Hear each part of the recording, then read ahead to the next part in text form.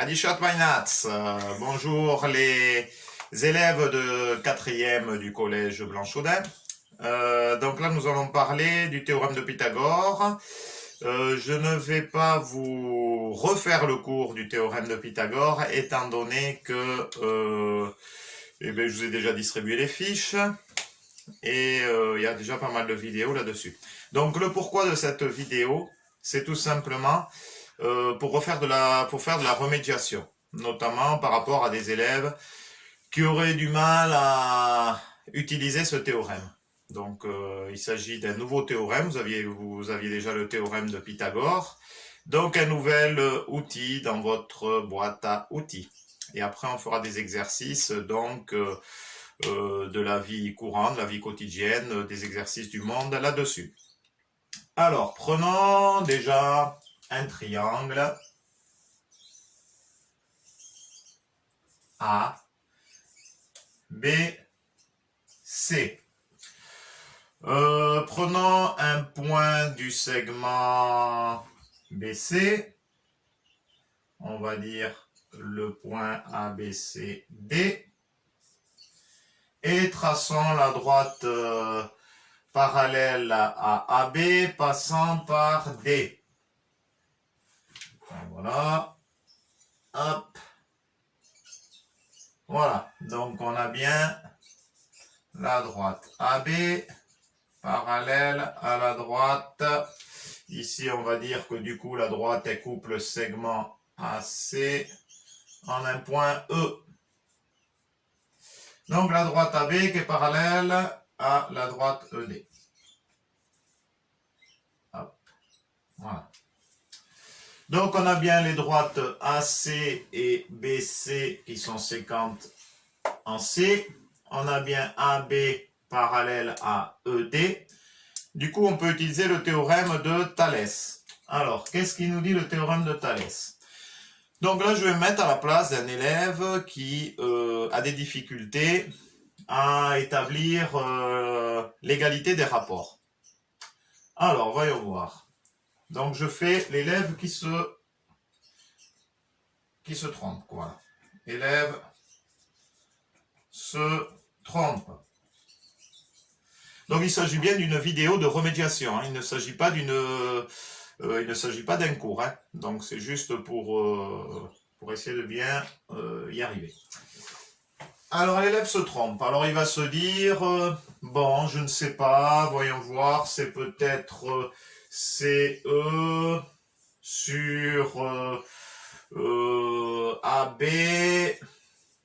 est égal à EA à E sur, on va dire, ED. Voilà. Et voilà, il a fait ça un peu au hasard, il ne sait pas trop comment il faut s'y prendre. Alors la technique, en fait, est la suivante.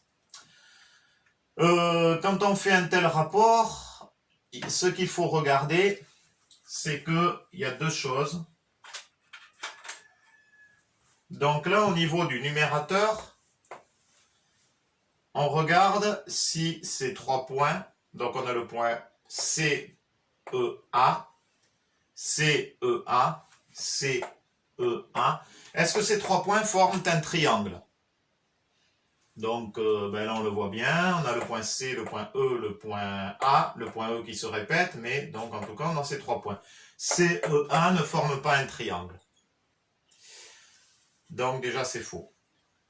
On peut regarder au niveau du dénominateur de chacun des rapports. On a le point A, B, E, D.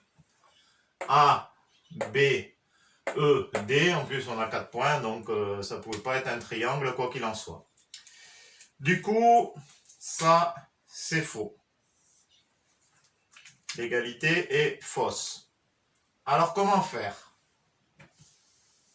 Donc, en fait, ce que l'on a, on a bien, donc partons par exemple du point C. On va prendre le plus grand côté, donc CE, sur la droite CA. Le plus grand côté divisé par, donc le plus grand côté, excusez-moi, vous voyez, même moi je me trompe, donc c'est CA, divisé par le plus petit CE, égale, je pars maintenant de ce côté, le plus grand côté CB, hop, divisé par le plus petit CD, et comme je suis chaque fois parti du plus grand côté, je vais prendre maintenant le plus grand ici, AB, divisé par ED. Et maintenant, je vérifie. Donc, je vérifie. Qu'est-ce que j'ai là comme point? J'ai le point C, le point A, le point B. Et ici, j'ai le A et le B. Donc, c'est bon, j'ai bien 3 points. C, A, B. Et je regarde. C, je l'ai là.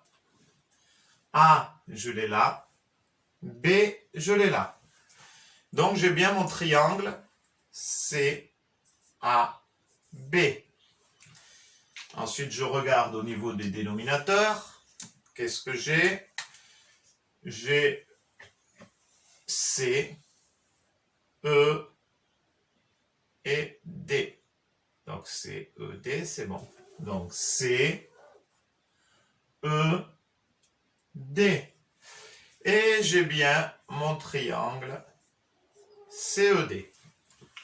En fait, ce qu'il faut bien comprendre, quelque part, c'est qu'il s'agit de triangles semblables, puisqu'on a le triangle CAB et le triangle CED, donc on a des triangles semblables. Donc il ne s'agit pas de triangles égaux, attention à la différence entre triangles semblables et triangles égaux. Des triangles égaux, je vous rappelle, c'est des triangles superposables. Donc là, il s'agit de triangles semblables, c'est-à-dire qu'il y a eu agrandissement ou réduction. Donc là, dans ce cas-là, il y a eu agrandissement du triangle CED et donc qui est devenu après le triangle CAB, si vous voulez le comprendre comme ça. On verra plus tard la différence entre, là j'anticipe un peu, mais entre triangle semblable et triangle égaux. Quand on en avait déjà parlé, sinon on n'aurait pas fait le théorème de Thalès, mais on y reviendra dessus. Voilà, bon, mais j'espère que cette vidéo vous aura aidé à comprendre. Autre chose, quand on a ce rapport là,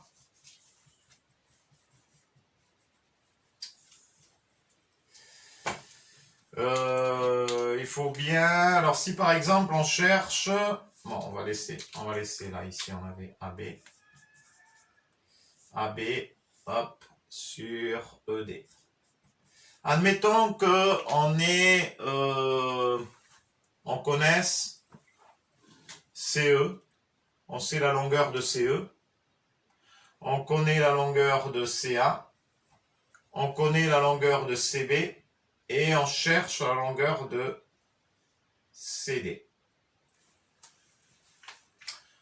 Donc, qu'est-ce qu'on va faire? Du coup, ce rapport-là, on n'en a pas besoin. Puisqu'en fait, là, on a un seul inconnu. L'inconnu, c'est la longueur de CD. Ici, on a les 3 longueurs.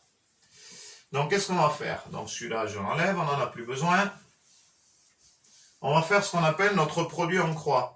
Donc, rappelez-vous, produit en croix. Donc là, je fais ça, mais logiquement, sur un cahier, on n'a pas à le faire. Ça veut dire que ici, je multiplie le dénominateur avec le numérateur d'à côté, et ici, je multiplie le numérateur avec le dénominateur d'à côté, ce qui donne CA multiplié par CD égale CE multiplié par CB. Mais moi, c'est CD que je veux. Donc, en fait, j'aimerais, le CA, il me gêne, là. J'aimerais avoir juste CD égale quelque chose. Donc, qu'est-ce que je fais? Eh bien, ce que je vais faire, je vais diviser par CA. Mais, si je divise le premier membre par CA, c'est-à-dire à gauche, si je divise par CA, pour garder l'égalité, je suis bien obligé ici aussi de diviser par CA. Quel est l'avantage d'avoir fait ça? C'est que là, du coup, on va pouvoir supprimer CA. Ben, tout simplement pourquoi, si j'ai par exemple 3 fois 2 divisé par 2, je peux supprimer le 2, il me reste 3. 3 fois 2, 6, 6 divisé par 2, ça donne bien 3. Ça, on l'a vu la dernière fois. Je vous rappelle, c'est quoi la fraction A sur B? En fait, la fraction A sur B, c'est la fraction pour laquelle, quand je multiplie par B, j'obtiens A.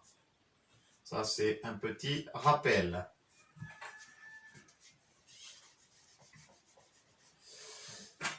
Donc, du coup, là, ça tombe bien. Il me reste, du coup, CD égale CE multiplié par CB sur CA.